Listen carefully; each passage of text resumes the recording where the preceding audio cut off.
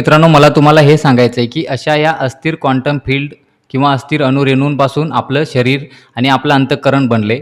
त्यामुळं आपलं अंतःकरण देखील हे अस्थिरच राहणार. तर हे आपण जेव्हा जन्माला येतो तेव्हापासून आपलं हे अंतःकरण हे आहे, हे अस्थिर राहतं मित्रांनो.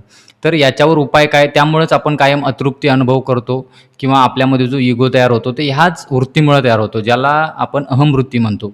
की ह्या बाहेरच्या जगामध्ये आणि प्रत्येक कणाकणामध्ये, ज्याला पंचतत्व म्हणतो आपण, ह्या प्रत्येक कणाकणामध्ये अहमवृत्ती आहे. ती सुप्त स्वरूपात आहे, ती दिसत नाही, त्यामुळे आपल्याला वाटते ती निर्जीव आहे.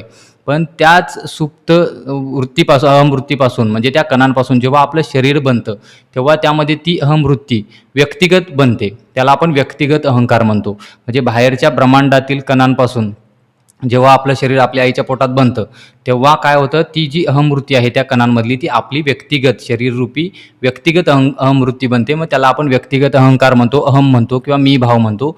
मी म्हणायला लागतो मित्रांनो. म्हणून मला हे एवढं सगळं एक्सप्लेन करायचं होतं, की जेणेकरून बाहेरचं जग कसं आहे आणि त्या बाहेरच्या जगातली अस्थिरता आपल्या शरीरात कशी येते, अगदी जन्मापासून. तर एवढं सगळं ऐकल्यावर तुम्ही म्हणाल याचा अध्यात्माशी काय संबंध आहे.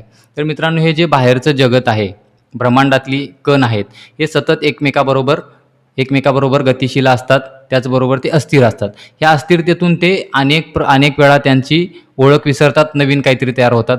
पण ह्या ट्रान्झिशनमध्ये किंवा ह्या बदलेमध्ये बदल जो होतो त्या बदलांमध्ये ते दुःख अनुभव करत नाहीत किंवा त्यांना त्रास होत नाही, पीडा होत नाही किंवा वाईट वाटत नाही, प्रतिष्ठा गेल्यासारखं, मान सन्मान गेल्यासारखं, काहीतरी हरवल्यासारखं किंवा एकाकीपणा वाटत नाही.